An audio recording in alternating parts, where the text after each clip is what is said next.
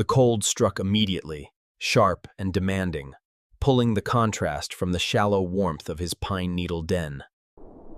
This was the cold command, the ancient and undeniable call that had always governed the life of the survivor who. The air carried a clean, mineral scent of frost and stone, signaling the deep sleep that winter would soon bring. The air felt thick, holding the promise of the deep sleep of winter. The contrast moved slowly, joints stiff. This movement lacked the quick, fluid grace of youth. The running that once defined every hour was now gone. This was now a deliberate, heavy passage. The first sound was the whisper of the high wind through the ancient pines. The whisper of high wind through the ancient pines shaped the silent world above the dark ridge.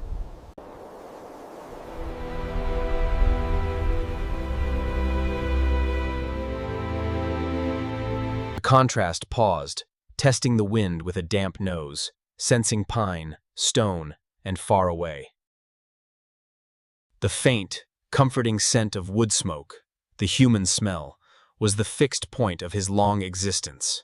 The fox slowly opens his milky eyes, shifts his weight onto his favoring left foreleg, and takes the first slow step forward. The fox continues his slow, deliberate walk across the uneven ground, his silhouette moving deeper into the dark woods.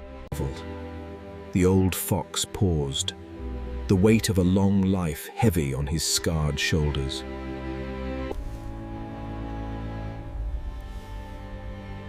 The permanently split cartilage of one ear was The fox begins to move, favoring his left foreleg. His movements are slow and deliberate, enduring the early morning chill.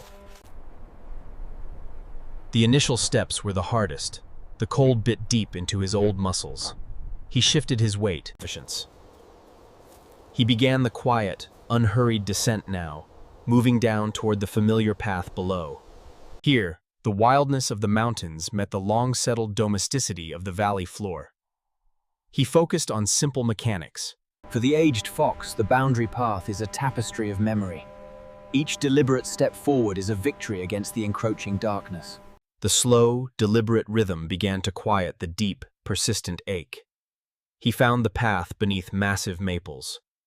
The ground was softer, carpeted now with frozen leaves. They crackled faintly underfoot. The sound was small. The small sound felt loud in the immense, moonlit silence. It was a disruption in the vast, still presence of the world. He adjusted his gait, placing his paws carefully to minimize the noise. The primary instinct of stealth remained bone deep. This stealth was bone deep, even when the immediate need for it was fading. He stopped near a cluster of old hickory trees. The need for stealth was slowly fading away. He stopped near a cluster of old, rough-barked hickory trees. The scent triggered a sharp memory, not a picture, but a profound, chaotic feeling. This desperate, hungry drive had consumed him. It was the fierce, chaotic energy of his early years, a primal hunger that had defined his existence for so long. He remembered the feeling of warm, fresh blood upon his tongue, quickly followed by the cold fear of the trap smell. This necessary paranoia kept the survivor alive. This crucial memory defined their relationship, the hunter and the hunted.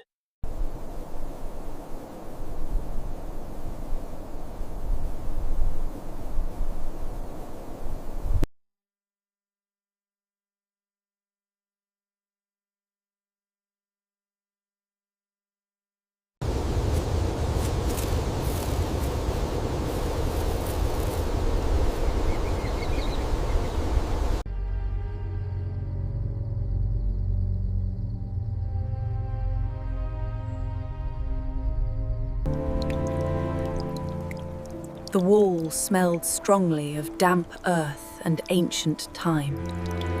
It had witnessed countless generations of the fox's kind.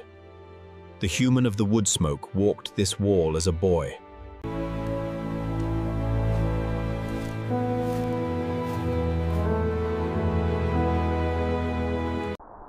A new scent drifted suddenly on a colder eddy of air, faint but specific, oil and gasoline.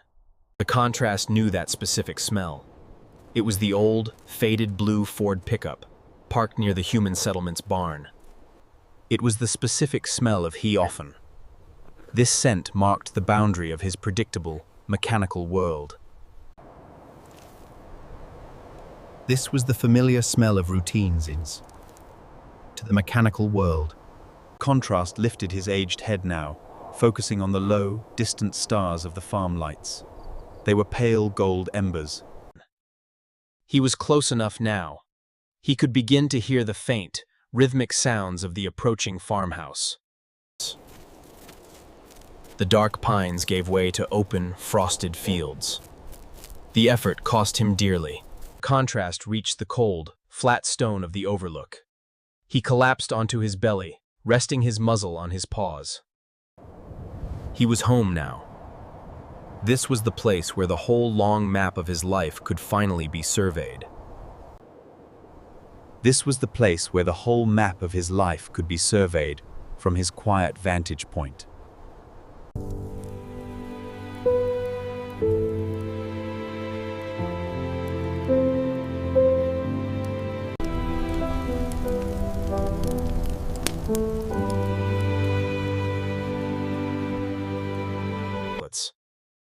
This slow, careful pace was the rhythm, the deliberate measure, of his own difficult journey.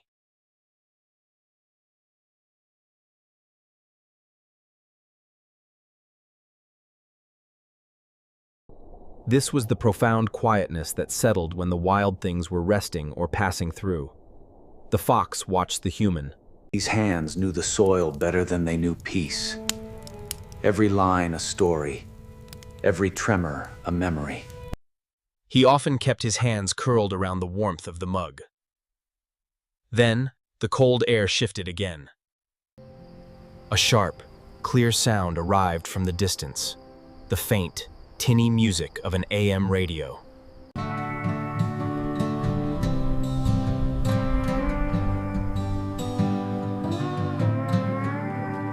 It was a familiar and comforting sound, a human lullaby that clearly defined the edge of the true wild. The contrast felt the deep, shared peace of the moment. Two old survivors, one wild, one domestic.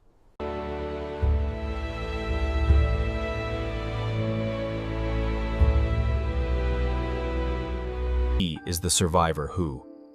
The aged red fox remains still, gazing intently at the distant farmhouse lights.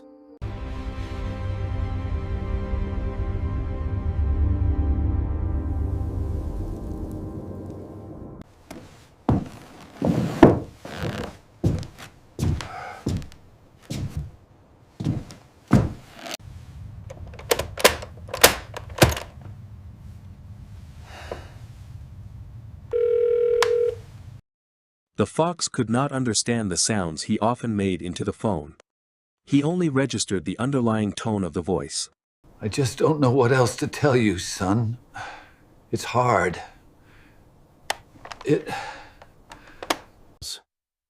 The old farmer shifted slightly, resting his chin upon the cold, smooth stone. His voice remained steady, however. The fox sensed no spike of fear smell or deep distress.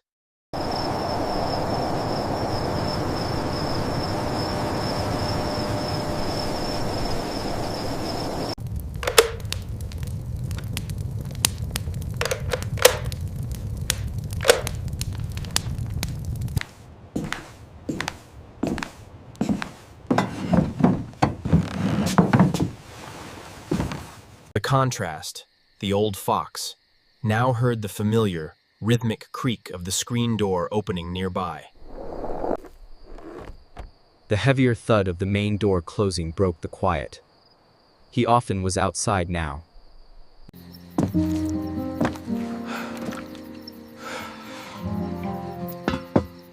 He often appeared on the fall. He often walked slowly to the old wooden porch rocker. The contrast knew this chair well by its unique, rhythmic creak. The rhythmic, unique creak of the rocker began again. This slow, repetitive swing was a deeply familiar sound. It was the sound of safety, of completion. For the contrast, contrast felt the instinct now, to hold completely still, merging himself into the deep, surrounding shadow. The human presence was not threatening, but simply a constant, weighty feature of the world.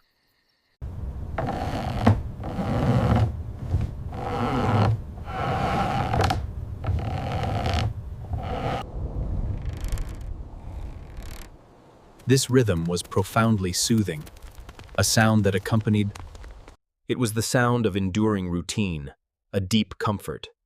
The contrast lay there, breathing the cold night air. He watched the human silhouette against pale light spilling from the window. The fox was aware of the constant, dull throb. This painful throb was the cost of his long life, the weight of old age. But the slow, rhythmic sound continued. The rhythmic sound of the rocker, the faint scent of wood smoke, and the quiet presence of the human filled the air. This strange, deep sense of contentment was created by their parallel survival. The farmer endured the hardships of farming, while the fox recalled the passing of his own pack, a profound shared loss. The old dog, Barnaby, was now gone.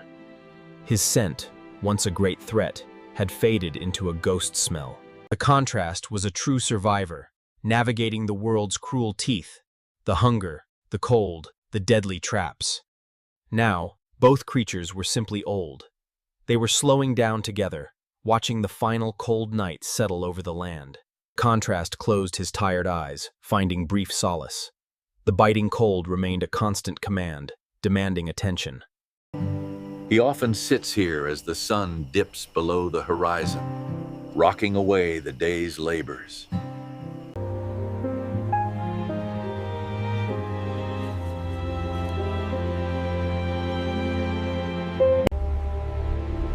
Look upon this valley, bathed in the silver light of the moon.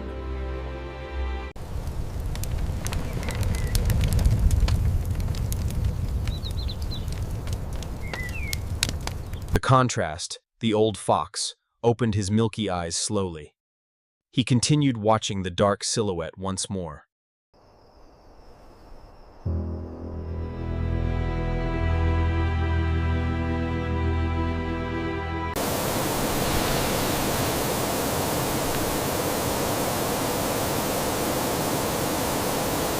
The contrast did not move at all, merely a shadow resting upon the cold stone.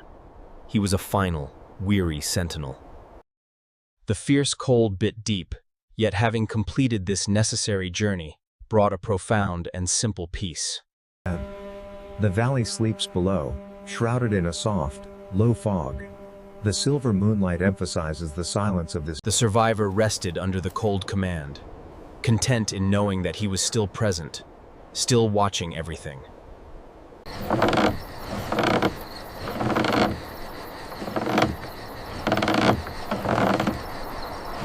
The contrast settled his weight fully onto the stone, allowing the restful quiet to seep into his old bones. The fox gazes toward the eastern horizon, anticipating the slow turn of the earth toward dawn. This silent pact of coexistence carried him into a light, watchful doze. The night was complete. The contrast lifted his aged body from the cool stone, the movement slow and careful. Lifting was a negotiation with joints that remembered every harsh winter. The settled quiet began to dissolve. It was replaced by the subtle, persistent call of the journey. He often felt the enduring pull of the earth. He felt the strong pull of the earth, the gravity of instinct that guided him through countless seasons. That simple peace was not truly gone. It had shifted, becoming the foundation beneath his next deliberate step. He moved away from the high ground where he had rested, following the gentle slope of the ridge down toward the valley. The gentle slope led him toward the faint sound of moving water below. The world remained silent and dark. The thin, sharp air carried the scent of pine needles and something distant, a reassuring smell of wood smoke. This was the scent of the world's warm place, a memory of safety. The contrast paused near an old wall. He paused near the remnants of an old stone wall, its blocks sunk deep into the earth, coated in slick, cold moss. The stones remember what the earth forgets. This wall has stood for centuries. It was a line that meant nothing to the one running now. But this cold stone spoke of slow time and permanence.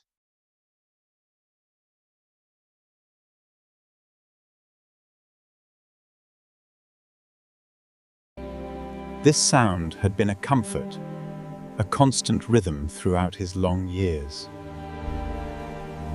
He, the aged fox, carefully navigates the final few steps down the muddy bank towards the water's edge. The smell of cold mud and mineral-rich water hit his nose. It quickly overrode the dry, dusty scent of the ridge. He slowly lowered his grey muzzle toward the creek. The cold air stung the sensitive. The water moved too fast to freeze, appearing black and liquid beneath the pale moonlight. Then, he drank. He drank deeply. The metallic taste and stinging cold water shocked his tongue, the very essence of life-giving cold. This unforgiving water acted like a key in a lock, opening a forgotten chamber deep within the mind of the survivor. The world dissolved completely. There was only smell. The powerful, warm, dense smell of The soft, dense fur carried the scent of milk and damp earth, a feeling of absolute safety. It was the primal knowledge of a small, helpless creature, curled against a vast, protective warmth. Contrast felt himself become small again, a kit huddling deep within the den. He was beneath the den beneath the great fallen oak smelled only of safety and duty. Vixen's presence was a heavy, comforting weight nearby. This warmth formed a boundary against the dark, terrifying immensity of the cold world outside. He remembered the sound of the wind outside, and Vixen's low, constant rumble in her chest. That low, constant rumble meant, all is well. This memory shifted. Vixen had first brought him to this creek, so long ago, for his very first drink outside the den. He was so clumsy then, nearly tumbling headlong into the cold, shallow current of the creek. Vixen nudged him back, firm and demanding, etching the second lesson into his soul. The world is teeth, always. This memory brought a flash of sharper fear, the great hunter. A massive shape with silent wings appeared above them. Then came the terrible silence as Vixen's body launched instantly into the air, drawing. The deafening sound of the impact followed, overwhelming him. The smell of blood and wild feathers filled the air. The small survivor watched, paralyzed by instinct, as Vixen fought. He would not remember the outcome's terrible details. A tabby cat kit slowly unfreezes, peering cautiously into the quiet clearing. The sudden memory of running ended, and the contrast shook his head sharply, returning to the stinging creek bank. The water was cold and indifferent, still moving past him. But the intense memory had been honored here. He had carried Vixen's lesson, that fierce, absolute devotion defining his life's beginning, to this harsh place. This was the place where safety ended abruptly, and the constant struggle for survival began. The entire world felt perfectly still, holding its breath in the quiet darkness. Then a sound broke the silence.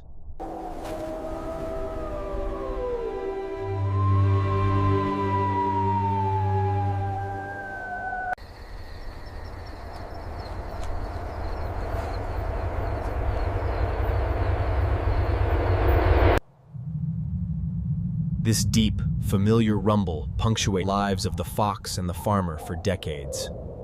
The whistle meant the time was moving toward the deep, silent core of the night. The hour of absolute stillness approached. Moving slowly, the contrast focused his senses on the familiar domain. Faint pipe smoke now mingled sweetly with the wood smoke. The farmer was certainly awake, perhaps sitting on his porch, rocking gently. The contrast moved carefully past a large, flat stone. This was a place he knew the farmer often frequented. Sometimes, in the summer, the human would sit here, fishing for small bass near this very large stone. The rough stone still held the subtle, lingering scent of the human's old, worn flannel shirt. It was a solid, comforting scent, the constant smell of that reliable presence defining their unusual relationship. He paused, resting his chin momentarily on the cool, damp earth. He focused on the low, rhythmic sound drifting faintly from the farmhouse, the tinny sound of an AM radio. Soft music was just audible above the creek sound. The radio always stayed low in the kitchen during these deep hours.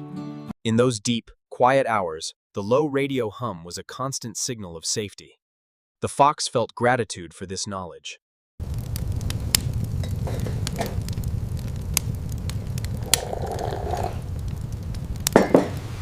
Contrast knew, through instinct, that the man needed the quiet constancy of the fox's steady presence.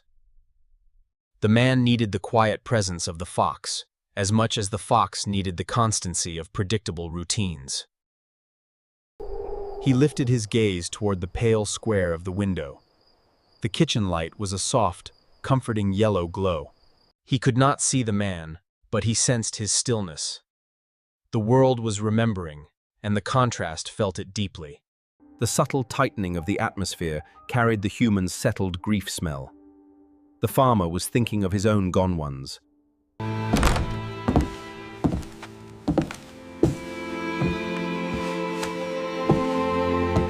There.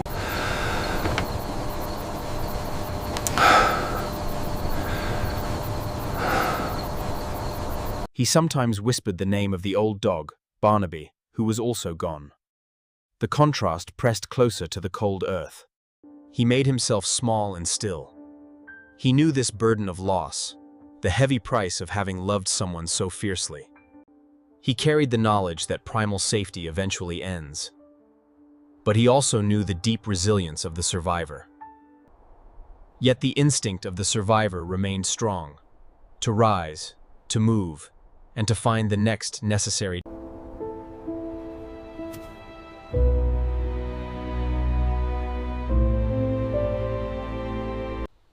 Both were defined by the fierce loves they had known and lost. The fox shifted his weight, allowing. He settled into the slight hollow of the creek bank, sheltered by the high, sheltering roots of a weeping birch tree. The air here felt damp, but the familiar sense of the nearby farm brought a deep, instinctual comfort. He let his weary eyes close halfway, the narrow slit of vision focused upon that distant, pale kitchen light. His slit of vision focused on the distant, pale kitchen light. He waited for the rhythmic creak of the screen door.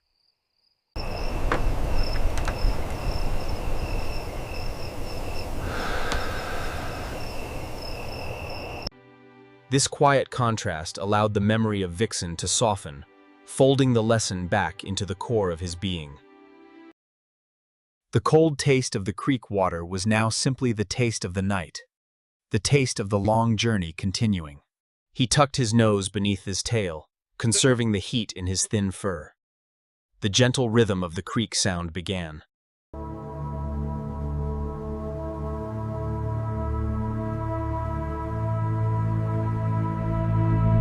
The woods are silent now, save for the whisper of the wind through the pines. The contrast drifted into a light, watchful doze. He allowed the deep, unhurried peace of the night to fully envelop him. He was safe here, and because of that, the entire world felt safe. The journey to the Sentinel Oak could wait. Deep light at the bank of Maple Creek. The silver light reminds us that even in darkness, there is warmth to be found. He often rested, content in the knowledge that he The fox settles back into the shadows, his silhouette framed by the dense undergrowth. The sentinel oak watched over the deep, unhurried peace near the creek. The world turned toward the deepest part of the night. The cold, Gentle, insistent cold.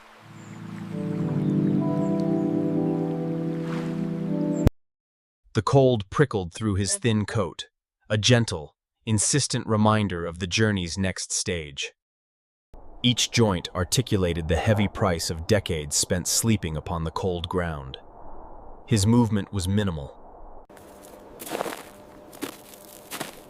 Only the soft rustle of pine needles was heard, and the old fox paused, slowly testing the air around him.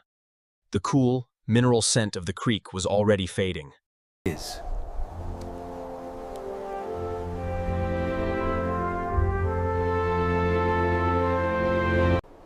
This destination was known less for warmth or shelter, and certainly less for finding food to survive. This place was known less for shelter, and more for the quiet weight of time it carried. The aged fox pauses during his climb, lifting his split ear and sniffing the high, thin wind. The fire still burns down there, a small comfort against the encroaching dark. The world was awake.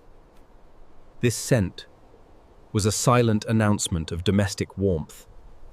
This warmth mirrored the internal fire pushing him up the hill. The path grew steeper, demanding negotiation with every step. Contrast placed his worn paws with precision, relying on muscle memory far older than his current pain. He felt the slight drag on his left flank, the familiar stiffness where his old wound had healed crooked. The forest sleeps, but I am awake. The silver... He carried the marks of 100 battles, a silent testament to the harsh realities of the ancient woods. Every wound was a closed chapter. He was a survivor, carrying his whole history in the very fiber of his being. The great oak rose.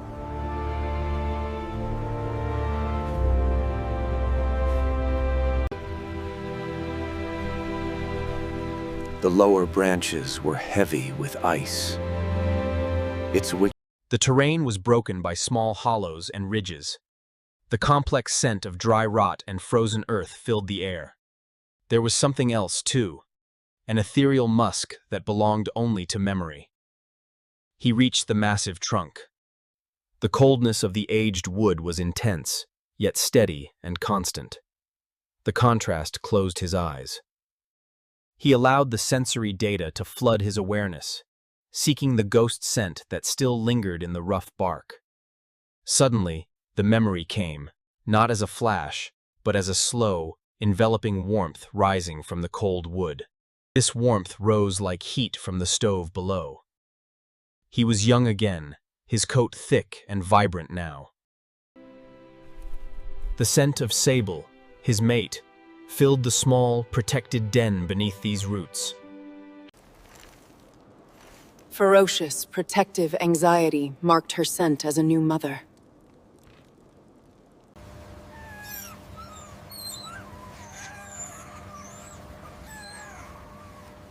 It was the domestic. The burden of hunting was constant, from dusk till dawn. Small, bloody offerings were instantly devoured by the hungry pups. Their relationship was not one of romance, but rather defined by a shared, deep synchronization of exhaustion.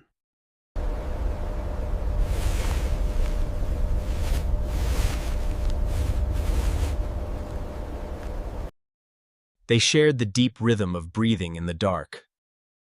The fox rubbed his muzzle against the rough bark. He felt Sable's phantom pressure, a gesture of shared weariness and absolute trust.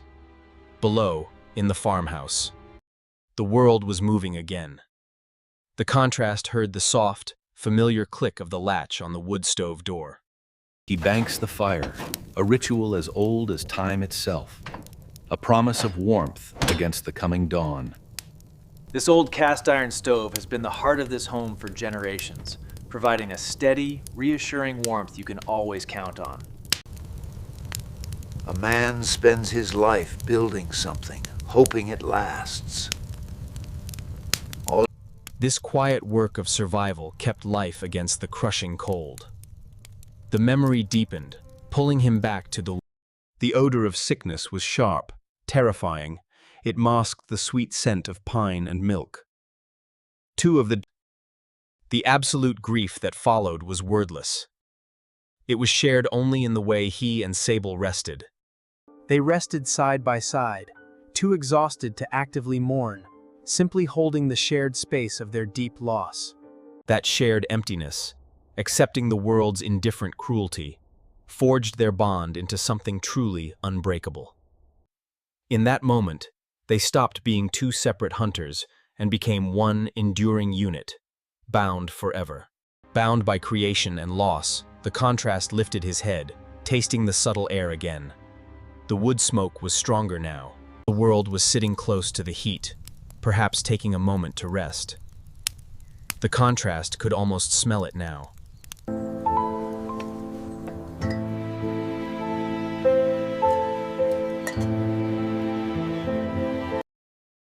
The smell of dust, clean laundry, and pipe tobacco lingers near the rocking chair. This familiar mix was a constant background note to the Foxen's adult life on the ridge. He considered the parallels. The old farmhouse stood strong against the passing years, a silent witness to our youth.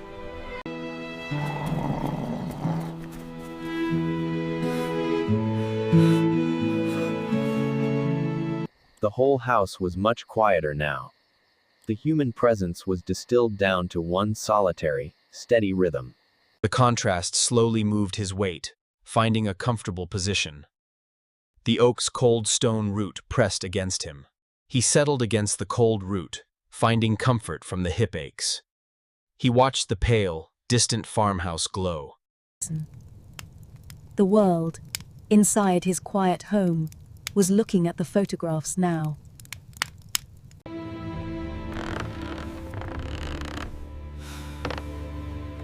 A quiet, slow shift in this contrast did not understand the pictures themselves, but he understood the bittersweet pull of what was now gone. He remembered Sable's patience, the way she would lick the weak cub until it finally found the strength to feed. He remembered his own pride, the rush of satisfaction from bringing back a rabbit, perfectly placed for her approval. The running had always been necessary, brutal work, but it was infused with a profound, simple purpose.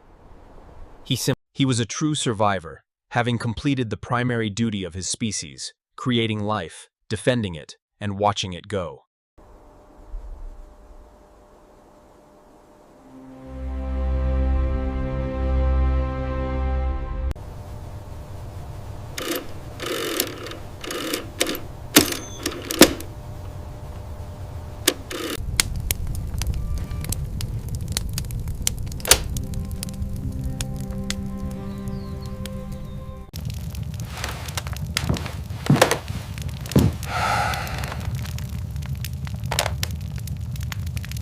The aged fox listened to the low, rumbling tone of the world's voice. It was muffled by the thick glass. The low, rumbling tone of the man's voice was muffled by the thick farmhouse glass. The words were lost, yet the tone remained steady and gentle, not sad, but deeply reflective. A deep contentment settled within him, a profound warmth that had nothing to do with the external fire. This warmth had nothing to do with the external fire. It was the deep feeling of completeness within. The memory of Sable, their shared struggle, and the silent partnership were now contained here.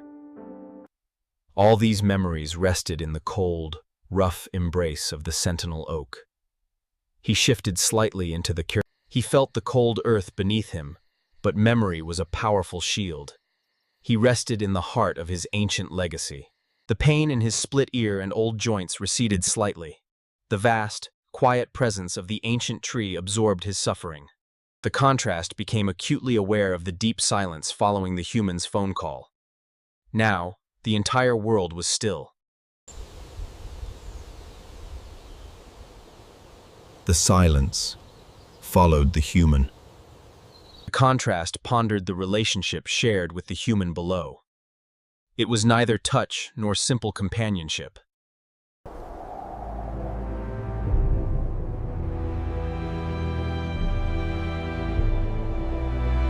The old ways were gone, yet the contrast survived the wild.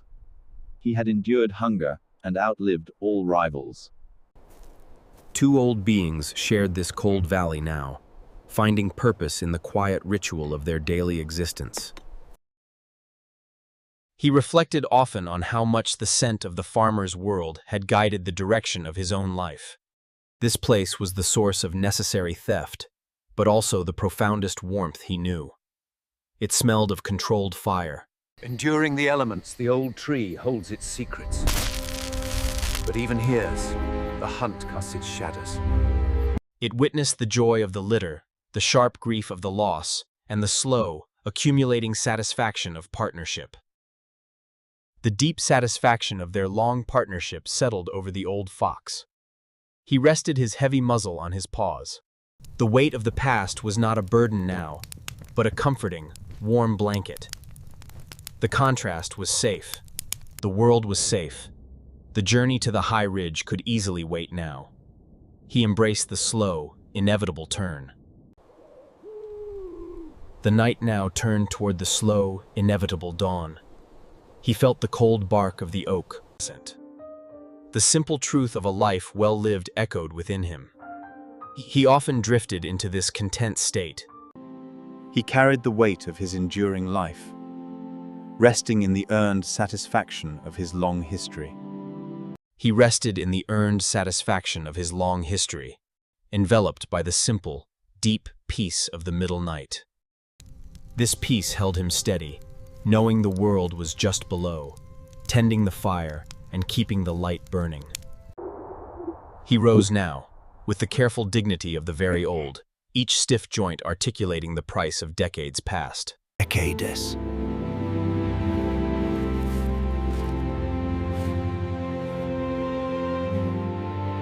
A faint hiss came from the frost-rimmed fur sliding against itself. The contrast stopped moving, slowly testing the air. The creek's mineral scent was already weakening, replaced. The sentinel oak was his true objective now, a monument of rough, ancient bark standing halfway up the ridge. This place offered little food or shelter, known instead for the quiet, heavy weight of time it carried. Contrast began his slow, measured ascent. Suddenly, his nose caught a familiar, deeply comforting scent.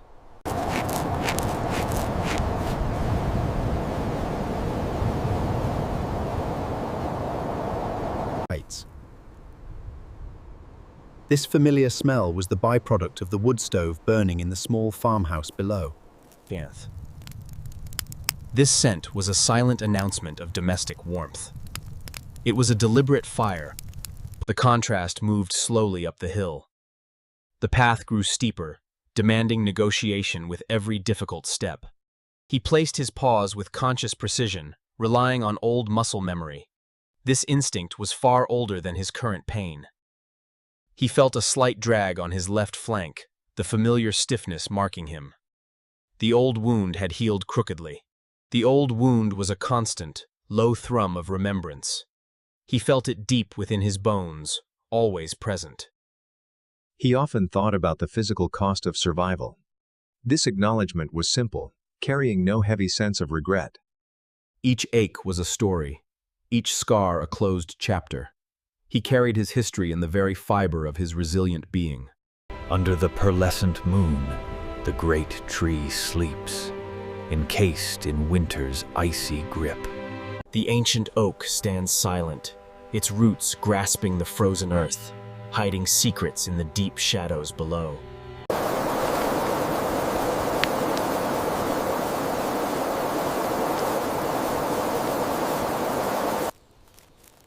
A faint, ethereal musk lingered here, belonging only to deep memory.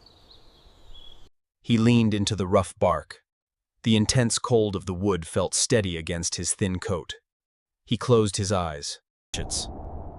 He allowed the sensory data to flood his mind, seeking the ghost scent that lingered. Then, the memory came, not as a flash, but as a slow, enveloping warmth, rising from the cold wood. It felt like heat from the stove below. He was young again, his coat thick and vibrant, full of life, his movements quick and decisive. The scent of Sable, his mate, filled the small, protected den beneath these roots. Pine resin, fresh kill, and the ferocious, protective anxiety of a new mother filled the air. He remembered the chaos. Not the hunt, but the domestic chaos of 4 squirming, hungry, blind bodies. The constant, crushing burden of the running meant hunting from dusk till dawn, for offerings devoured instantly. Their bond was defined not by romance, but by the sensation of pure exhaustion. One rested while the other relentlessly hunted. Communication was reduced to subtle ear twitches and the rhythm of deep breathing. Now alone, the contrast rubbed his muzzle against the rough bark. He still felt the phantom pressure of Sable's head pressing near. He felt the phantom pressure of Sable's head pressing against his own, a gesture of deep weariness and absolute trust. Below, in the farmhouse, the world was moving again. The contrast. A freshly split log is dropped onto the embers, causing a metallic clank and a momentary flare of light. The log settled.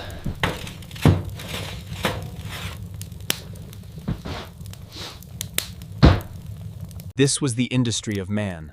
Tend the fire. Keep the warmth. The action mirrored the animal's deep instinct. It was a beautiful day, they said. But the heat hung heavy in the air. The smell of sickness was sharp and terrifying, overwhelming the familiar scent of pine and milk. 2 of the 4 young cubs were gone within a single week. The resulting grief had been absolute and wordless. They rested side by side, too exhausted to mourn actively, simply holding the quiet space of their loss together. That shared emptiness, born of loss and indifferent cruelty, had forged their relationship into something profoundly unbreakable. They stopped being 2 separate hunters then, becoming one enduring unit, bound by both creation and deep loss. The contrast slowly lifted his aged head, tasting the cold air again. The familiar wood smoke grew stronger now. The wood smoke signaled that the world was sitting close to the heat, perhaps taking a quiet moment to rest. Contrast could almost smell the old, worn, wool blanket draped over the old man's lap in the rocking chair.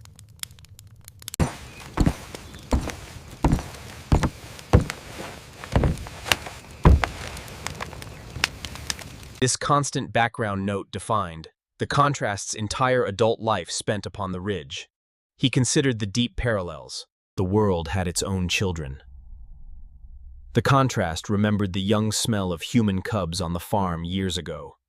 As the sun dipped below the horizon, the old house settled into its evening rhythm, a quiet moment before the night truly began.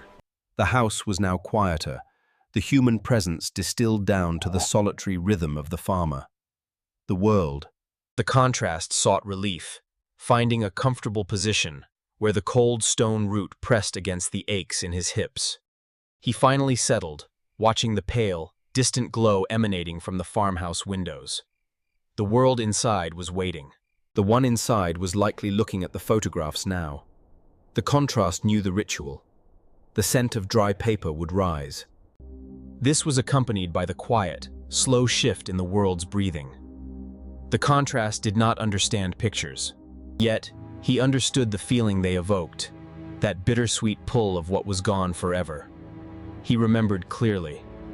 He remembered Sable's patience. She would gently lick the small, weak cub until it found the strength to feed. He remembered his own pride, that satisfaction when he brought back a rabbit, perfectly placed for her approval.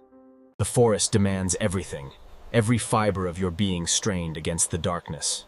Now, only the memory remains. He was a survivor who had completed the primary duty of his species.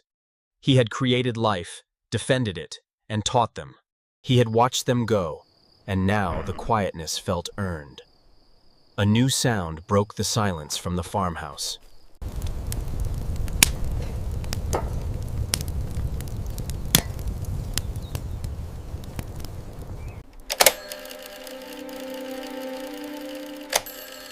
This old, familiar sound was ancient. The sound was not loud, but its rhythm was insistent, a pattern of human life that had endured. He listened to the low, rumbling tone of the world's voice. It was too muffled by the thick The old fox knew the warmth inside was forbidden, yet he lingered, drawn by the stories whispered through the glass. The steady sound was a gentle voice, not to... Contrast felt a deep, abiding contentment settle within him. It was a profound warmth that had nothing to do with fire. The warmth felt was not the external fire. It was pure completeness. The relentless demands of the running were finally over. The memory of Sable, the shared struggle, all contained here. He shifted slightly, carefully finding the perfect hollow resting place among the vast, protective roots. The cold earth pressed beneath him, yet the powerful memory was acting as a shield. He rested in... The physical pain of his split ear and old joints began to recede slightly. It was absorbed by... The ancient tree absorbed his presence. The fox noticed the deep silence that followed the human's phone call.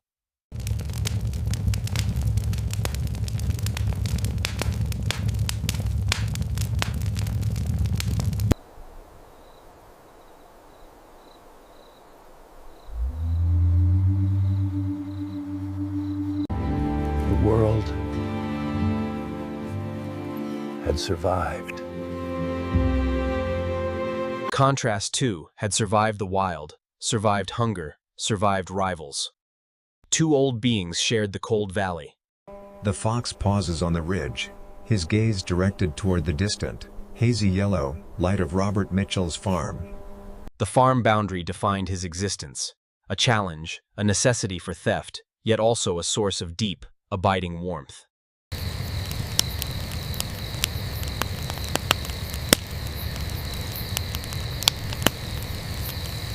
It witnessed the sudden terror of the hunt, the desperate struggle, and the overwhelming, undeniable joy of new life.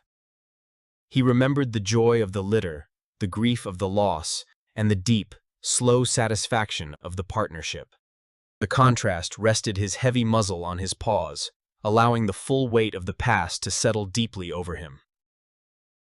This weight was not a burden, but a comforting blanket. The world was safe now. The climb to the high ridge could easily wait. He knew the slow, inevitable turn toward the coming dawn was near. For now, he felt only the cold, rough bark of the ancient oak. It held the faint ghost warmth of Sable. This quiet moment echoed the profound, simple truth of a life well lived. He often drifted into this content state. He was always present, still watching the silent darkness, resting in the earned satisfaction of his long and enduring history. The simple, deep peace of the middle night enveloped the contrast completely, holding him steady in a quiet knowledge.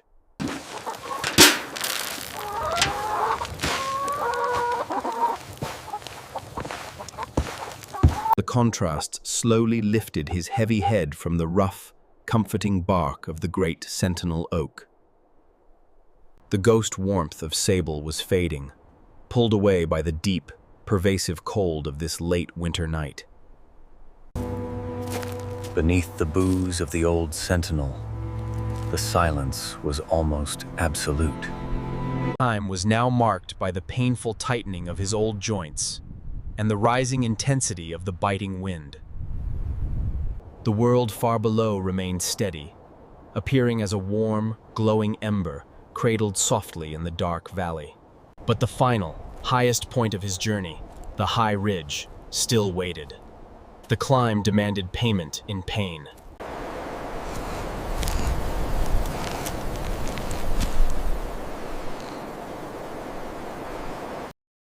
The smell of ancient rot and history gave way to the sharp, clean scent of altitude and frozen stone. This territory belonged only to pure will now.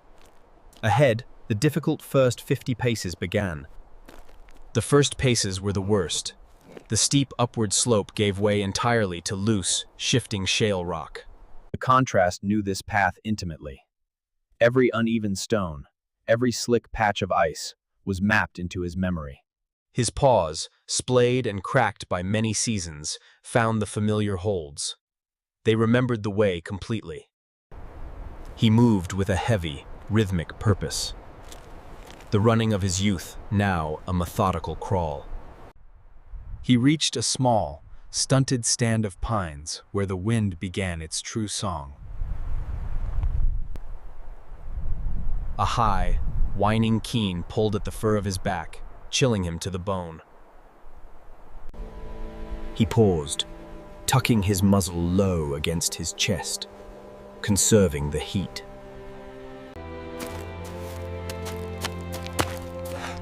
But the scent was mixed now with wood smoke and... He had finally reached the crest, the boundary laid out before him. A subtle line in the distance, yet it defined his world. The wildness of the ridge met the quiet order of the Mitchell farm here. He felt a deep. His sharp cleverness had been defined by the presence of the world, the man. Then his right paw. The sudden jolt sent a white-hot spike of terrible pain through his shoulder. A low, silent gasp escaped. The sudden pain shot through his shoulder, forcing a quiet, silent gasp of air from deep within his lungs. He instantly recovered, planting his weight low. He used the momentum to push forward, refusing to fall back. The momentary failure triggered a sharp, visceral memory. It was not of fear, but of sheer, unyielding effort.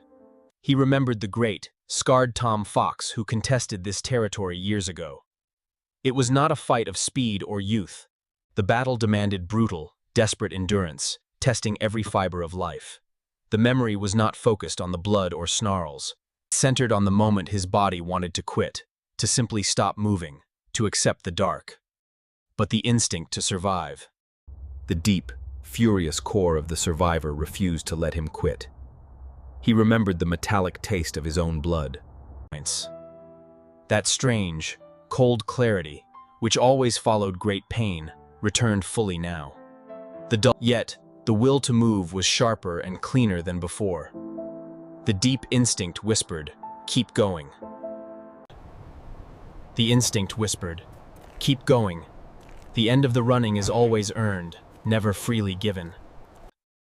He continued the slow, upward press of his body. He was nearly at the crest of the first small peak.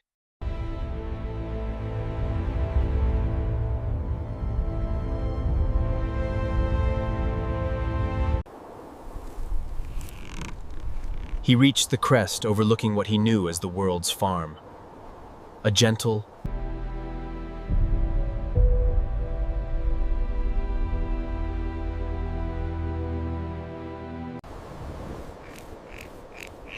the heavy air carried that familiar, slightly bitter smell of hickory wood.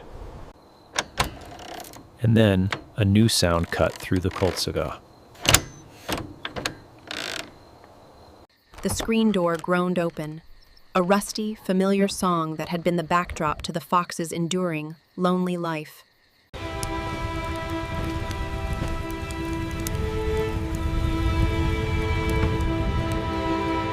Robert Mitchell, the world.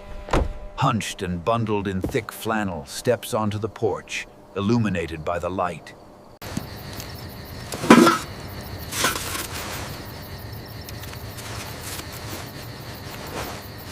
Robert moved like the house at Lelf, slow and heavy with the years. He knew this chair better than his own reflection.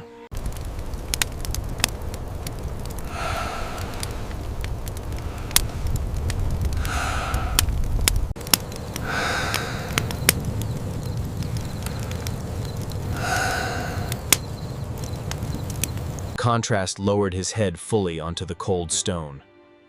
His breath misted faintly in the moonlight as he watched the farmer.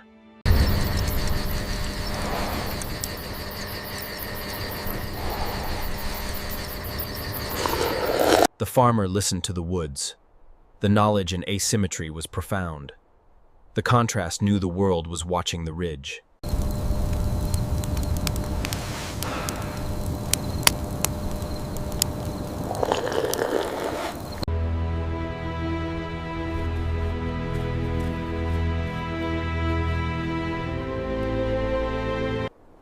The clever, elusive ghost of the ridge was watching him back, only a few hundred yards above the quiet valley.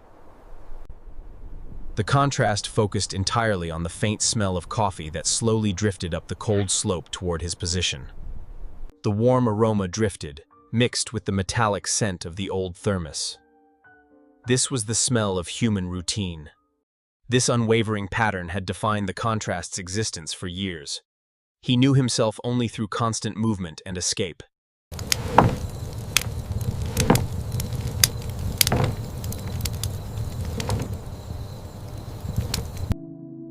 The aging fox often wondered if the farmer ever missed the demanding, difficult chase of their earlier days.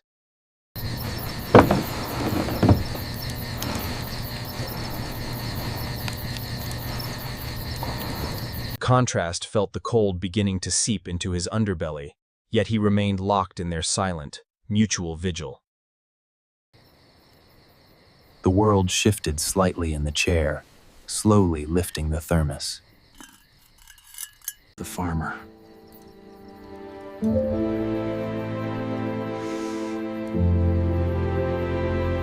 The fox imagined the farmer whispering, "Quiet night, old friend."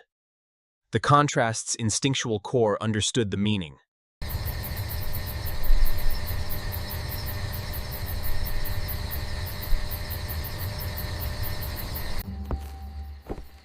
The stillness was profound, a lack of chaos tonight. It was caused by the contrast.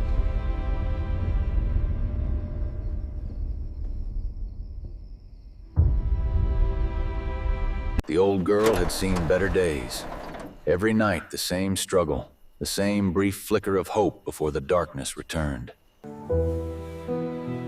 It was the world's faded. For Robert Mitchell, the day didn't start with a clock, but with the feel of cold steel and the scent of diesel. The brief, sharp,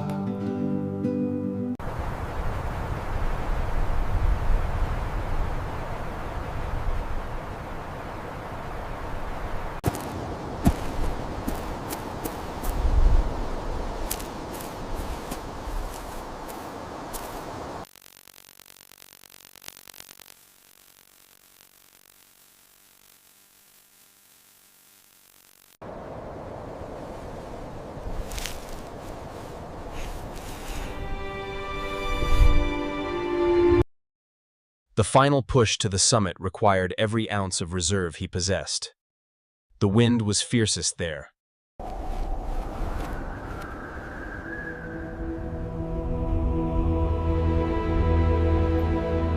This strange companionship offered comfort. Their bond was not one of affection, but of profound, long-standing mutual respect. The world had never been able to catch him. Still, the contrast could never fully escape the persistent presence of the farmer. In the vastness of the valley, they moved as solitary figures, connected only by the mist and the dawn. They shared the same cold valley, defining each other's boundaries. The contrast remembered a time, years ago, when he had been tangled in a length of abandoned wire fence near the boundary line. This was not the world's fence, but an old remnant left by a previous owner. The pain was immediate, and the struggle became desperate and fierce. Exhaustion had finally claimed him. The overwhelming smell of his own fear hung heavy in the air. The contrast smelled the world approaching, slow, deliberate, without the urgency of a hunter. Contrast was too weak to flee or fight. He simply waited for the end to arrive. But the end had not come. The world moved slowly, speaking in a low, rumbling tone. The world's strong, gloved hands worked the wire carefully, showing patience and deep respect for the trapped creature. Contrast felt the wire give way, a sudden, glorious release washing over him. The world stepped back. Allowing the contrast to limp away into the shadows. There was no chase. Only contrast never forgot that smell. Human kindness mixed with the lingering, sharp fear scent of the snare wire.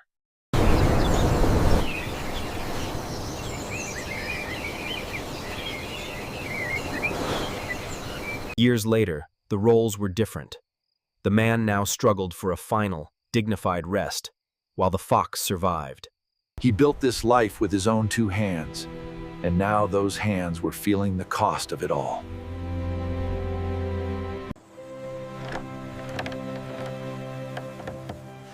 This weariness was stronger than hunger. He closed his eyes.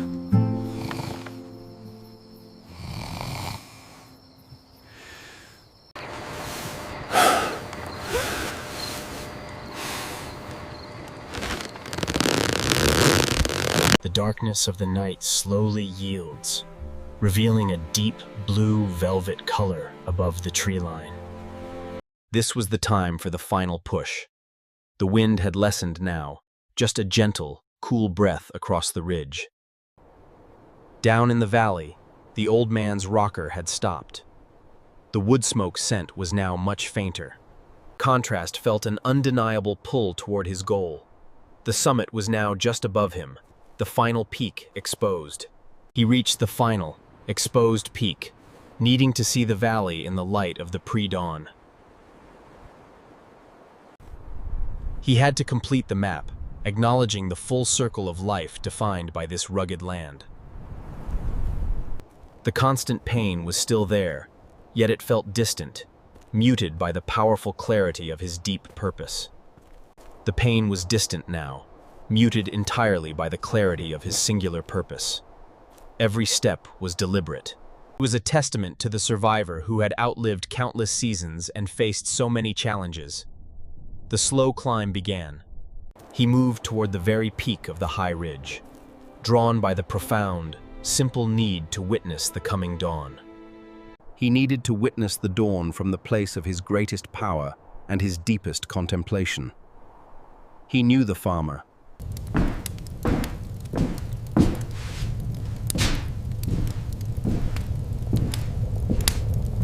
Their long vigil was about to conclude, not with sound or a chase, but with quiet, shared acknowledgement. He was close enough now to smell the mineral scent of the highest stone. The air here was thinner, sharper. He often felt closest to the pure, untamed spirit of the running here. This spirit had kept him alive. He paused, one paw lifted high, ready for the final, necessary effort toward the summit.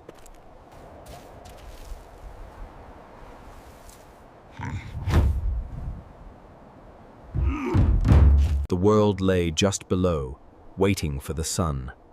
He settled, gathering the last of his remaining strength. He felt the dignity of this long, hard struggle. He would not stop until the final summit was beneath his paws. He knew he would reach the top. He would be the quiet observer, one last time. The final ascent was less a climb, and more a quiet negotiation with the unforgiving, cold stone surfaces. His old paws found purchase on stone worn smooth by wind and ice, lifting his frail body one final time. The running was not in his weary legs now, but lived fiercely in the memory of his strong, hot heart. The fierce, hot pulse of memory had carried him.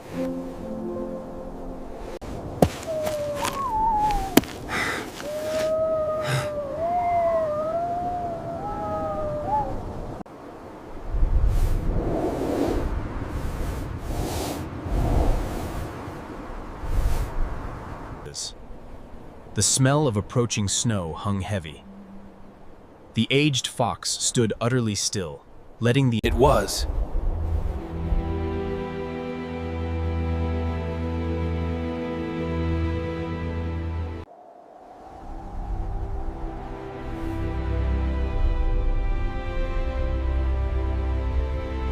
Below him, spread across the dark valley floor, was the world.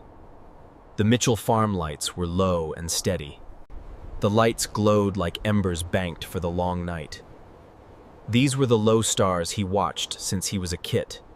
They formed a silent, warm constellation, defining the boundary between the wildness of the ridge and contained human safety.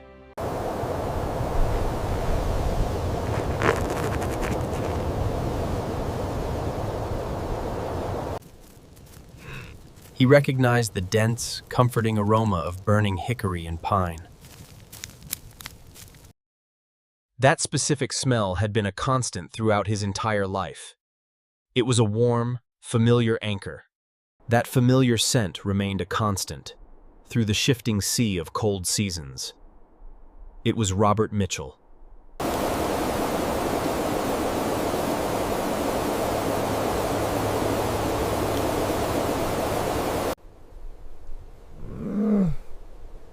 He was a survivor who had weathered many seasons. He remembered the exact patterns of the lights, the specific moment the back porch light would finally click off. This marked the human's final retreat to sleep. Then came the faint, tinny sound of the old AM radio.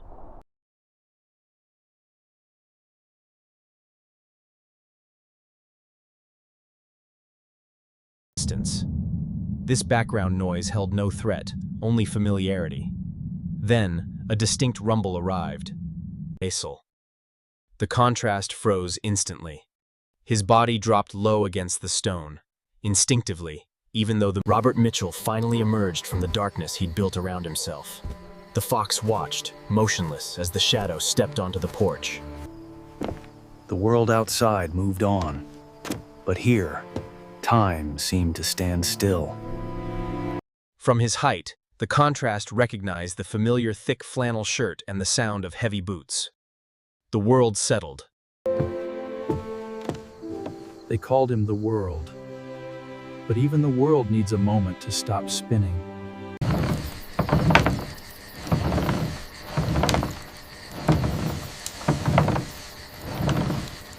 The memory of the Chicken Fort raid rose up, swift and sharp, but without any accompanying rush of adrenaline. Every plank held a story. The shadows were deep back then, but the silver light cut through the haze of memory. He always moved at his own pace, especially in the afternoon sun. Barnaby had been a worthy adversary, slow and predictable, yet fiercely loyal to the world. The fox paused.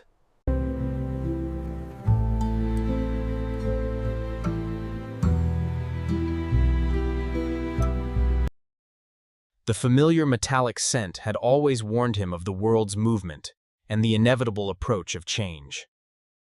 These details, once vital intelligence for survival, were now just quiet relics of a life lived fully. He was the survivor who had navigated every trap, outsmarted rivals, and endured every harsh winter. The memory of the rival fox who split his ear was now only a brief, dull ache, not a searing, burning rage. Constant running had once been the desperate motion of survival. Now, profoundly, the urgent need for that frantic pace was completely gone. The contrast realized, with a profound, internal stillness, that the lifelong tension had finally begun to dissolve. The constant, sharp alertness carried for a lifetime, the tension of predator and prey, had simply evaporated. There was no hunger left now, no territory to defend, no mate to protect, and no lesson to learn. Now, there was only the view before him. He shifted his weight upon the cold stone, finding the most comfortable position. He finally settled his aching body upon the cold stone, seeking one last moment of comfort. He looked up at the vast, dark world below, then toward the descending hunter's moon. It moved slowly. A deep, quiet clarity struck him then, a profound realization. He had lived the full measure of a fox's life. The struggle had ended not with a bang. Instead, there was only this profound, internal silence. He lowered his head fully onto his paws. He closed his eyes, allowing residual tension to loosen from his muscles. He was still the survivor. The immediate survival was no longer the objective. Down on the porch, the old fox opened one eye, watching the human shadow.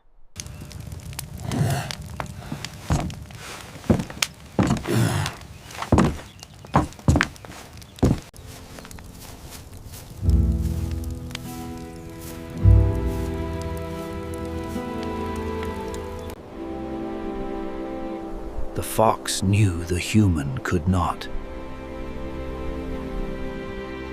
The air suddenly shifted. An intense, sweeping coldness stung the fox's thin, rusty fur up on the high ridge. The fog holds its secrets close. Below us lies a darkness few have ever witnessed. Contrast felt the change. It was a deep silence, a stillness that resonated with the end of their long, shared vigil. The world keeps spinning, cold and unforgiving.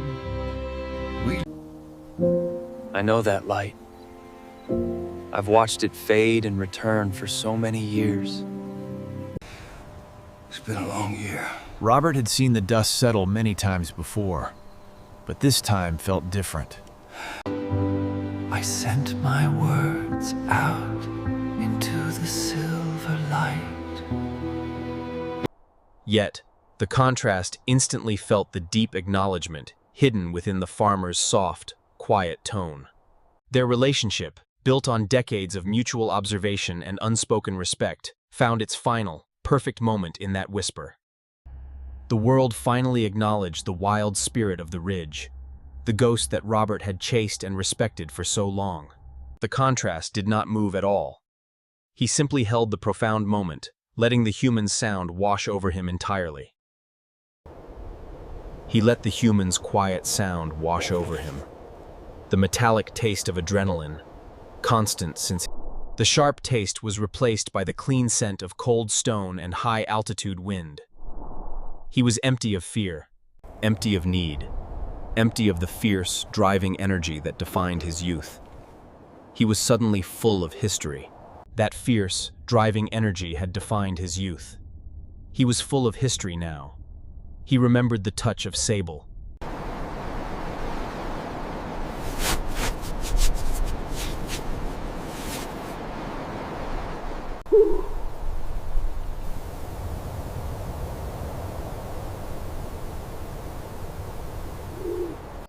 These deep memories were never sad. They were anchors, clear proof that this life had been completely fulfilled.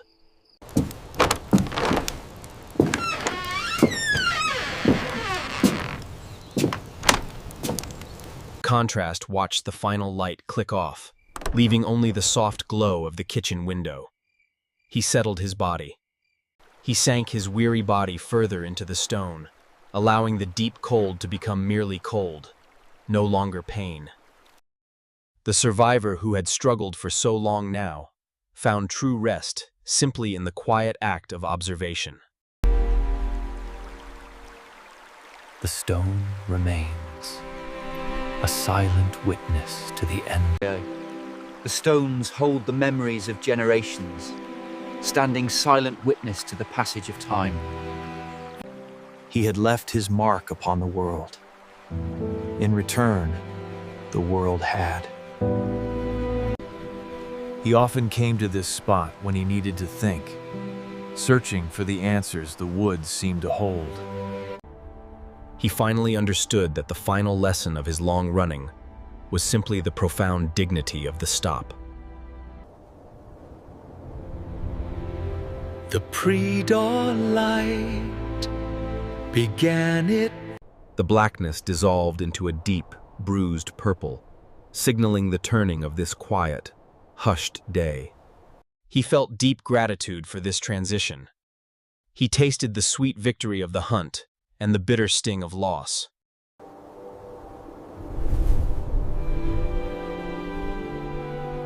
He felt the salt of effort.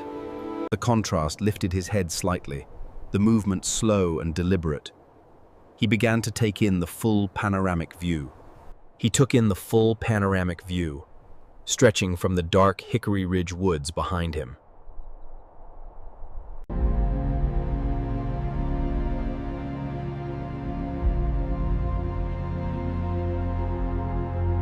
He was the old fox, one ear permanently split, the ultimate survivor who had earned this rest. The survivor, scarred and permanently split, had finally earned his rest. He closed his eyes. Here, the sharp cold became a comforting blanket, the deep silence a cradle. He allowed his breathing to slow. His breathing matched the unhurried rhythm of the rising light. The long journey was not yet over, but he rested. The long struggle had finally concluded. He was simply waiting now, settled into the cold stone, ready for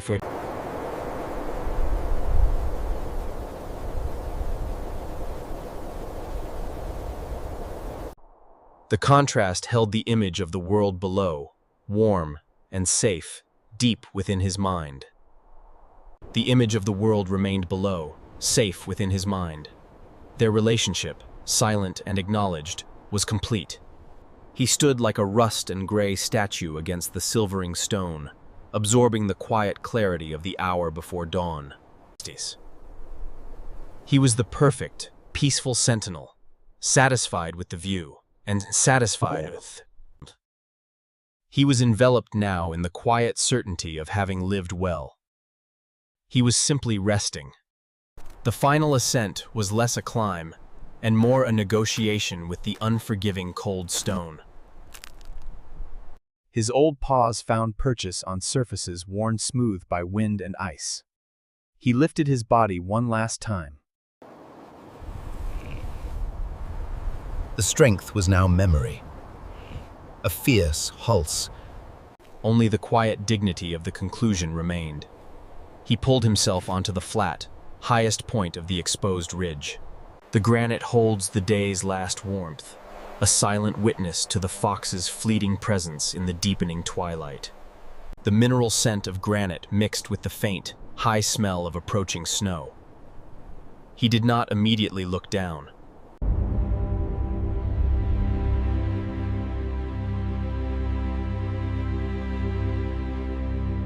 Having finally turned his gaze downward, he remains motionless, absorbing the vast view of the valley floor below.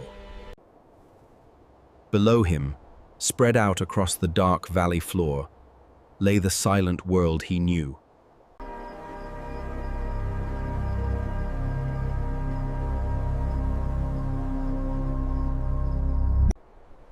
These were the low stars he had watched since he was a kit, a silent, warm constellation. This boundary lay between the wildness of the high ridge and the quiet, contained safety of human life below. Contrast lowered his muzzle, drawing in the scents carried on the faint, upward draft. It was wood smoke. The smoke from the chimney tells you everything you need to know. This isn't just a house, it's a home. This smell had been a constant warm anchor throughout his life, against the shifting sea of cold seasons. This warmth was the scent of Robert Mitchell, known only as the World. His routine dictated the fox's own long schedule. In earlier years, the fox often stood here, feeling the fierce pull of hunger. There was a sharp thrill in the challenge. Here, in the isolation of the aging farmhouse, Robert Mitchell waited. He knew the schedule of the lights. The back porch lamp would click off, marking the human's final retreat to sleep. The sound of that old tune always brings me back. This familiar, rhythmic noise of the world was neither a threat nor a promise. It was simply background. The music was just background noise, but then a specific rumble arrived. The contrast froze instantly, his body dropping low against the cold stone. This movement was slow and so it was, as the light began to fade, that the world stepped out from the darkness.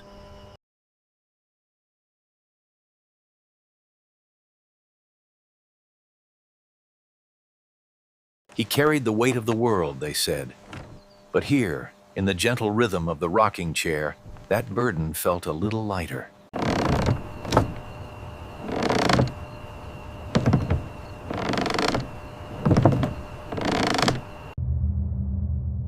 It was the sound of Robert Mitchell waiting, watching, listening intently to the woods. This time, there was no rush of adrenaline. It was pure memory now, clean and detached. He saw the wire mesh.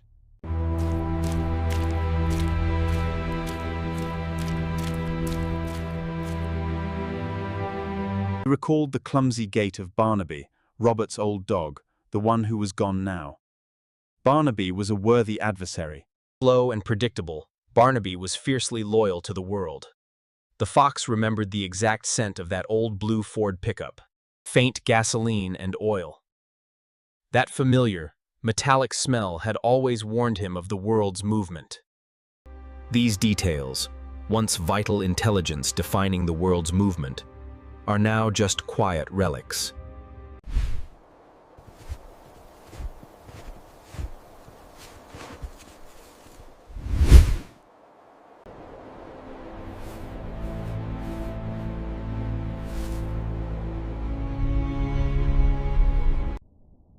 The split, ragged ear was a scar. The old fight was now only a dull ache in his prison. Running had been necessary once, a constant, desperate motion required for sheer survival. The fox realized, with profound internal stillness, that the sharp tension he had carried for a lifetime was the sharp, constant alertness of the predator and the prey, carried for a lifetime, had simply evaporated. There was no hunger left, no territory to defend, and no mate left to protect. No lesson was needed now. There was only the view. He shifted weight on the cold stone, finding the most comfortable position for his aching body. He looked at the vast, dark expanse of the world below him. Then he gazed up at the pale hunter's moon. The hunter's moon began its slow descent toward the distant western ridge. A deep, quiet clarity struck the old fox. He realized, with profound internal silence, that he had done it all. He had lived the full measure of a fox's life. The struggle had ended not with a bang, but with this profound and deep internal silence. He rested his muzzle against the cold, smooth granite, allowing the residual tension in his muscles to loosen. He was still the survivor who, but the need for survival itself was no longer the driving objective. Survival itself was no longer the objective. Below, the world moved slightly.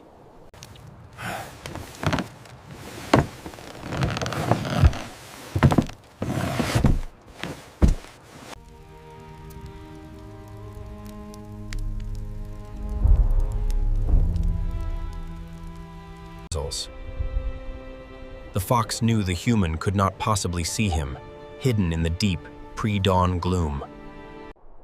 A sudden, intense coldness swept quickly up the high ridge, stinging the contrast's thin, aged fur. This was more than the temperature dropping. It was a profound atmospheric shift, a feeling of vast, empty space. It was a silence deeper than the absence of sound itself. A stillness resonated, marking the end.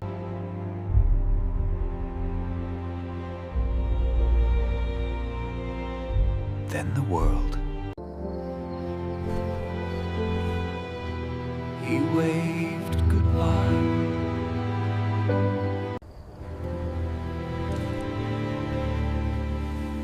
The words were only a habit. But the clever fox felt the acknowledgement in that quiet tone. It was the soft voice, the voice.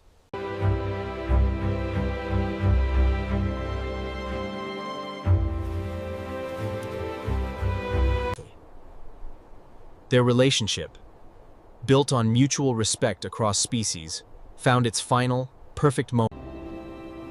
The world, through that sound, was acknowledging the enduring wild spirit of the ridge.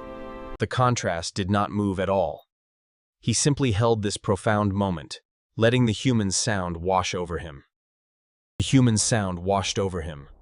The metallic taste of adrenaline, a constant companion since his first hunt, faded.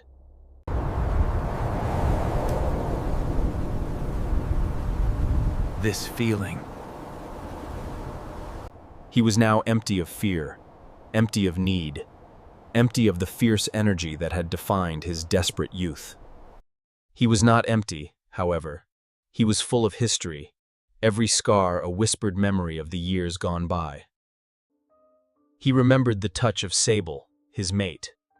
Her fur offered comfort on nights when the cold threatened. He remembered the absolute safety of Vixen, his mother. She shielded him from the owl's shadow near Maple Creek.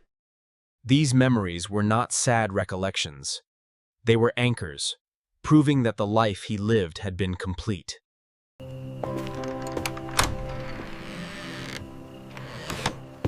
These memories were proof that the life he The contrast watched the interior light click off completely. Only the soft, ambient glow remained in the kitchen window. He settled his weary body further into the cold stone.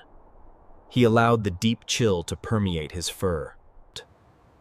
The cold was now just cold, not pain. The survivor, long struggling, found truth. I remember a time when the stones held stories, whispered by the water that flowed beside them. This permanence contrasted sharply with the brevity of life. Yet, he realized his own fleeting existence was just as real. The stone remembers. It holds the echoes of those who came before us, a silent testament to the passage of time. He left his mark upon the world, just as the world had deeply marked him. He often thought about the ceaseless running. Now.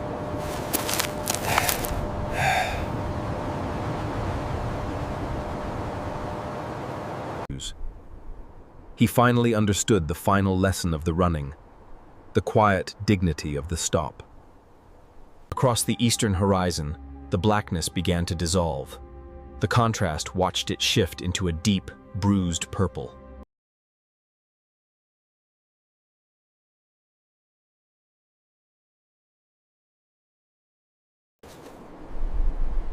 He felt gratitude for the taste of it all. Sweet victory, bitter loss, the salt of effort. It was simply enough. The contrast lifted his head slightly, a movement that was slow and profoundly deliberate. He took in the full, panoramic view, letting his milky vision absorb the world, focusing on the dark line of the woods. He looked back at the Hickory Ridge woods, then down towards the low, quiet lights of the Mitchell farm. Across the vast, slumbering fields of the world, he was the king of this silent, enduring view. He was the old fox, permanently marked, a survivor who had earned this profound, necessary rest. He closed his eyes again, not seeking sleep, but entering a profound state of pausing. The deep cold became his blanket. The profound silence became his cradle. His breathing slowed, matching the gentle rhythm of the rising light. The long journey was not yet over, but the struggle he endured had finally concluded. He was simply waiting now.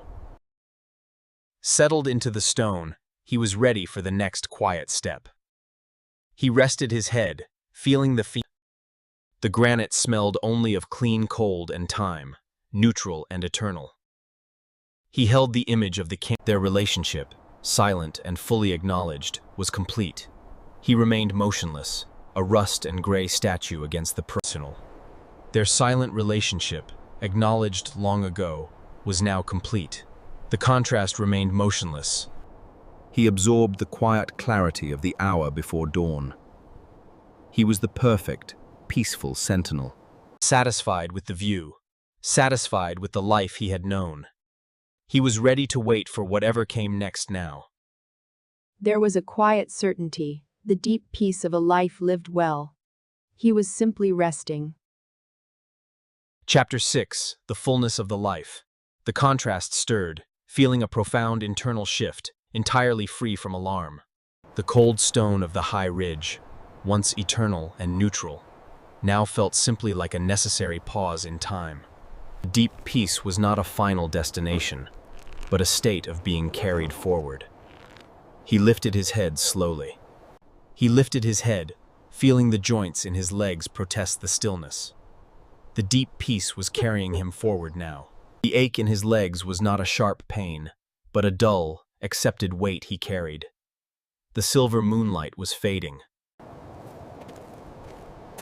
The world now took on the bruised purple and pale rose hues of the coming pre-dawn.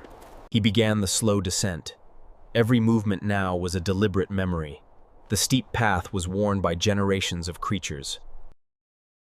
The frantic running of his youth had carved these trails, defining the first two-thirds of his life. The feet that had been engines of survival were now careful placements, honoring the very ground. He often paused, not from exhaustion, but to let the feeling of the rich earth beneath his paws soak in completely.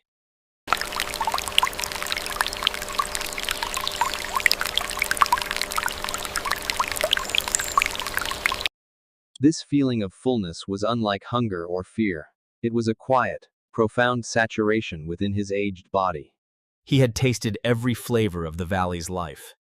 The sour taste of early failure, the bitter salt of winter hunger, the metallic tang of blood from a hard-won fight, and the sweet, rich warmth of Sable's fur against his flank. And the clean, cold water of the Maple Creek was there too. All of it settled now, a deep, nourishing warmth. There is a certain relief that comes with age, a warmth found in the quiet moments between the dense shadows and the fading light. The fox, known to the locals as John, navigates the strips of light cutting through the gloom. The fox stops abruptly at the boundary, his nose twitching, taking in the heavy, unfamiliar scents. The air carried the heavy, undeniable smell of wood smoke, not the sharp, acrid smoke of a new fire. I'll always remember those mornings. The quiet of the valley, the smell of wood smoke, and the feel. This scent had been a constant for more winters than he could count, a beacon of predictable warmth. He moved toward the edge of the field now, pressing himself low beneath the dense cedar branches.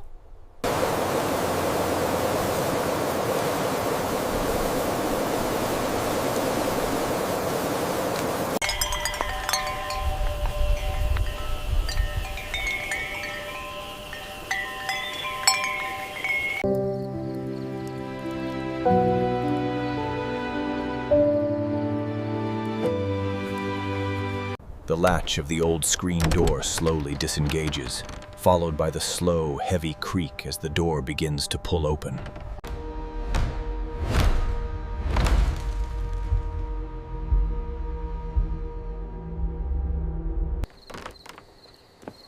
The solid thud of the wooden door closed behind it. The world stepped out onto the porch. Robert Mitchell stood on that porch every morning, watching the sun rise. He wore the years like he wore that flannel, faded but strong. The world carried a heavy bucket, moving slowly. The contrast knew this familiar routine well, waiting patiently.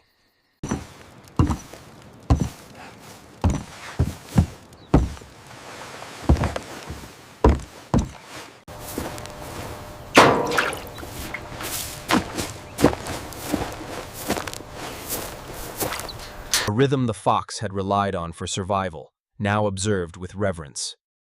The world's breathing was slow and deep.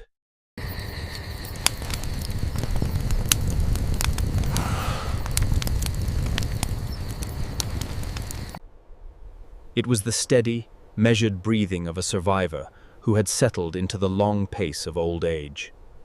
Their relationship, unspoken and profound, was woven into this routine.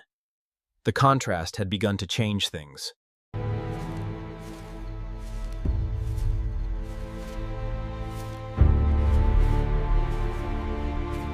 The world provided a stable boundary, a predictable enemy whose presence ensured the fox's vigilance and survival.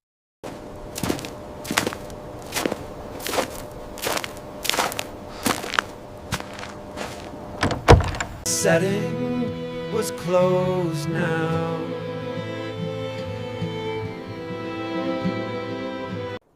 The frost clung tightly to the weathered red paint of the barn siding. The contrast watched the man carefully.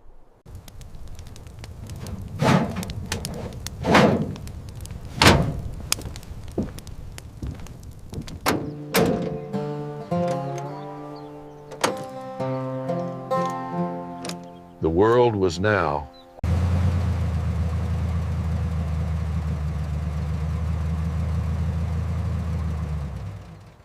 Contrast felt an urge to approach closer.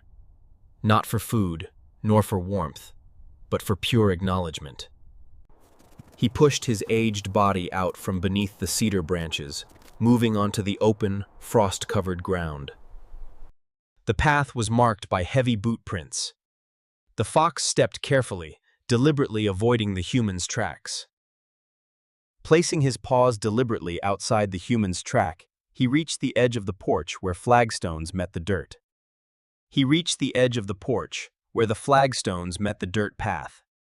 The fox paused, resting his muzzle low. He began smelling the intricate layers of human life here, the faint, sweet scent of pipe tobacco. He smelled the mineral cold of the stone, and the rich, comforting scent of the heavy, woven wool blanket. The thick, woven wool blanket that Robert used on the porch rocker brought a deep wave of nostalgia. He stood there for a long moment, allowing the cold air to sting his nose and settle the... He was satisfied. Every challenge had been met completely. Every love had been deeply honored. Every promise had been honored. He had truly lived the life intended for him, wild and complete. He stepped once, placing his splayed, tired paw firmly into the thin layer of brittle, winter frost.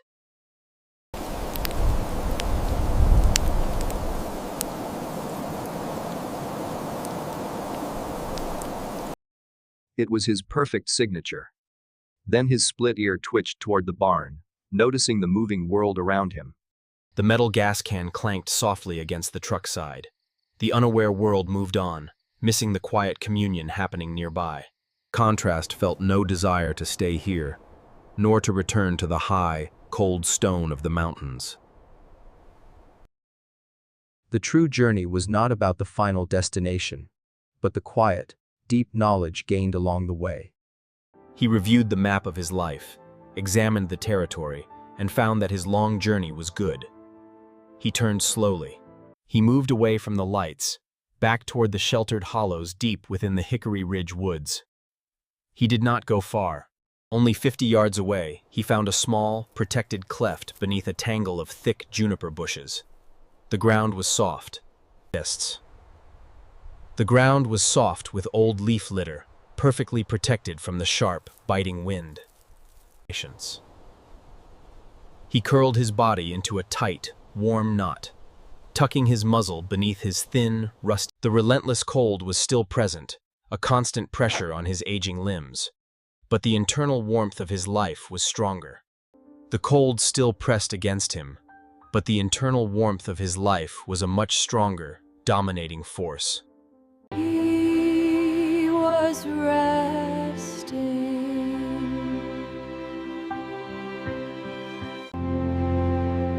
He was not waiting for an end.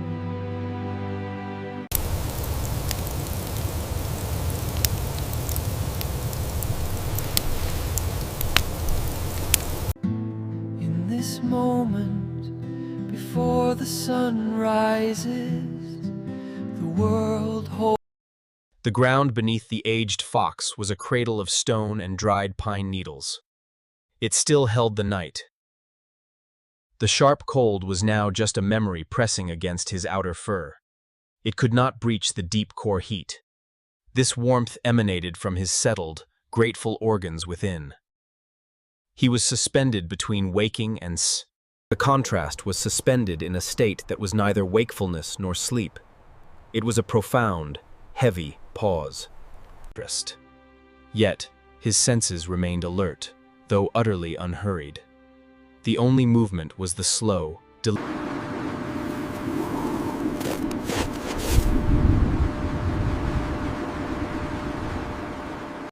The valley stretched far below him.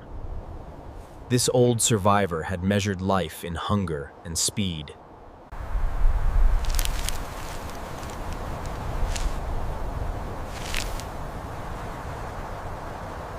The need for the hunt itself was gone. There remained only the simple, necessary existence of this quiet moment. This moment, right here, when the world holds its breath. It's a reminder that Instead, it was a soft, watery gray that promised the inevitable arrival of the sun. This light was the first break. It was a silent signal that the world would soon begin its own predictable daily ritual. The contrast did not open. Contrast kept his eyes closed, feeling the change only through the warming touch upon his thin fur. The subtle air currents awaken the valley below, carrying the scent of the coming day. The fox knows it well. A thin, sharp, new scent drifted up from the valley floor below, the bitter and rich smell of coffee. The deep coffee scent was a familiar anchor in the shifting landscape of morning. It signaled the world's awakening. The large human presence was moving from the house's silent, contained structure into the active rhythm of the day. The fox's split cartilage, his one ear, was permanently angled toward all the sounds of the farm. The split cartilage of his.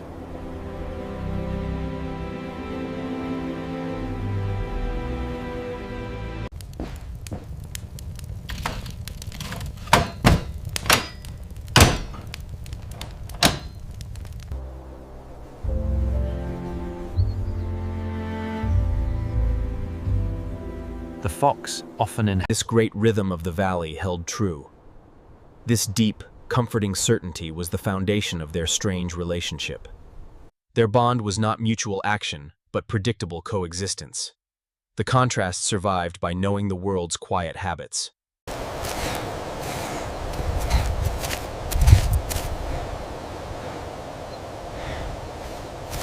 The next sound was deeper, a low, guttural rumble. It vibrated through the cold stone beneath the contrast's frail body. Come on, old girl. Just like you, still got some life left in me yet. The engine struggles to turn over, shaking violently. A small cloud of white smoke puffs from the exhaust pipe just off screen.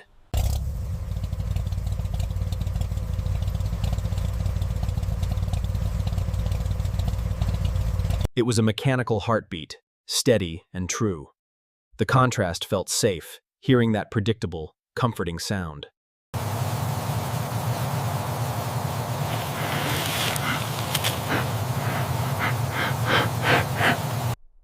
The smell of gasoline mixed briefly with the coffee scent, signaling the moment the farmer would soon emerge. The contrast held a silent vigil, waiting for confirmation of the old farmer's continued presence nearby.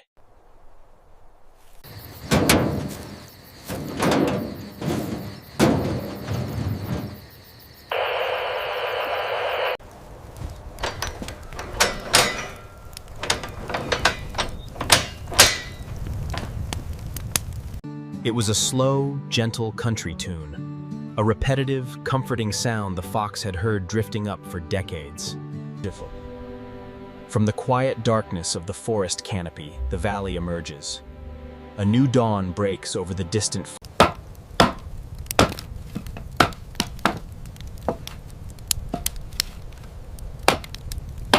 life continued, regardless of the cold or passage of time. The contrast had spent a lifetime in opposition to the world. He spent years stealing from the edges, constantly testing boundaries. But now, at the end of the running, the opposition felt like a form of intimate respect. The gray sky turned to rose, painting the high clouds in soft, peaceful hues. His muscles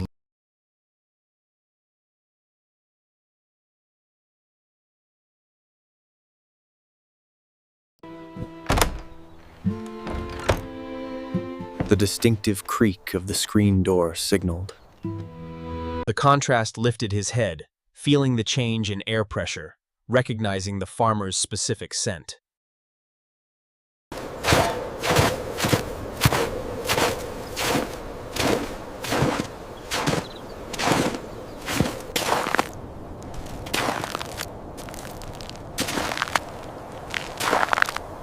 The heavy.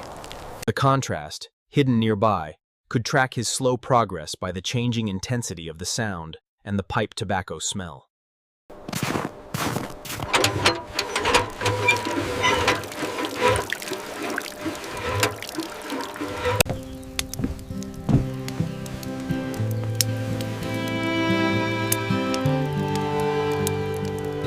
The wild essence of the ridge, the contrast, paused its own rest to acknowledge the enduring spirit of the valley keeper.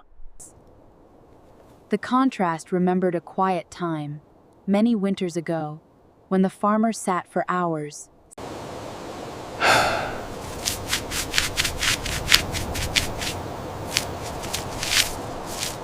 Contrast had watched him closely from the edge of the tree line, instinctively knowing the human was grieving a profound loss.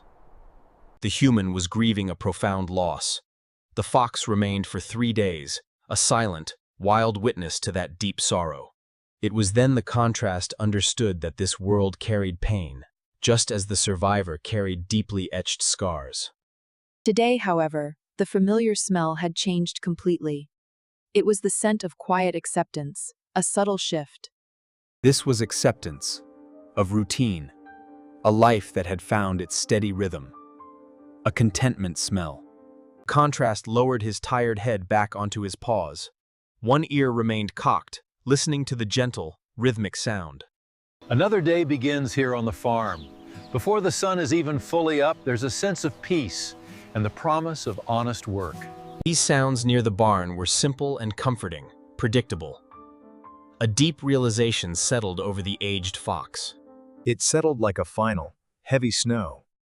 The legacy was not escape, but the enduring presence of the place itself. This land was the constant against which all life was measured. The contrast had finally run his course. The vast valley continued below, ready now to absorb the life that was finally concluding. The biting, a deep, penetrating warmth replaced the chill, reaching down to his deepest, aching joints. The pain dissolved, not through movement or healing, but through a sheer, profound, and absolute stillness. The contrast had lived a full life, defined by fierce love and relentless struggle until the very end. Maple Creek, Sentinel Oak, and High Ridge. These are the places where the past echoes, and the wind whispers stories of old. These memories were no longer urgent demands, but gentle echoes resting deep within a quiet chamber. The quietest mornings often held the heaviest memories. As the door swung shut, he was finally alone with them.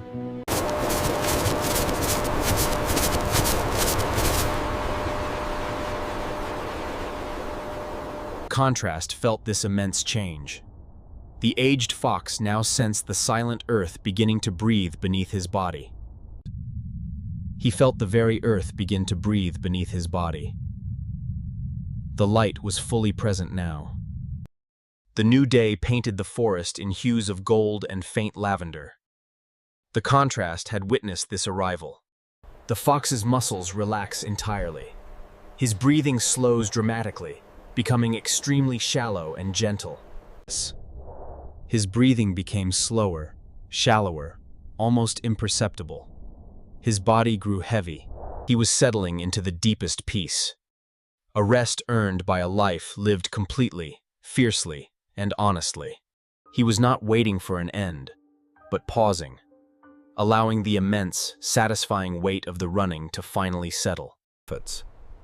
The immense weight of running finally settled, giving way to stillness. Freedom was not movement. The fox drifted in this quiet certainty, held by the absolute bond of their relationship. Two old souls remained in the valley. I can still feel the softness of this old flannel. It smells like home, like childhood.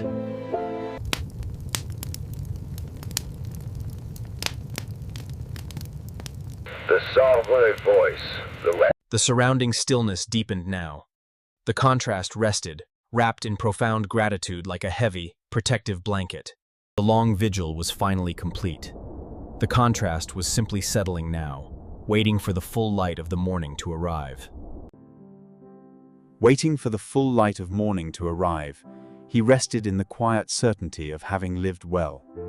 The air shifted one final time, and a single, perfect snowflake drifted past the dark cleft in the rocks. It was the first true snow of the season. The contrast did not move, accepting the cold, soft final touch. He did not move, letting the cold, soft touch of the flake be the final sensory input. It was a gentle blessing. The survivor who had run so far was now still, safe, and utterly content. He found silent rest. The contrast was simply pausing, held by the unwavering rhythm of the world's life. A deep, abiding peace settled over him, the quiet acknowledgement of life fully